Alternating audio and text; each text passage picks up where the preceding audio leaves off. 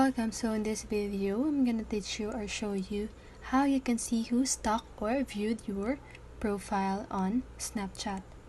So first, you want to open your Snapchat app, and then you need to make sure that your account is logged into it. And then you want to click Maps. You can see it on the lower left side of your screen. And then here you want to click on your Bitmoji. And then your Bitmoji must be updated.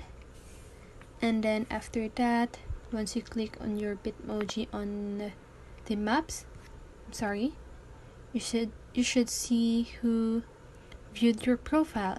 So mine, I don't have any friends, so I won't see anyone who viewed or stalked my profile. So that's it. I hope this video helps you, and if it did, make sure to like, subscribe, and hit the bell notification so you won't miss a video.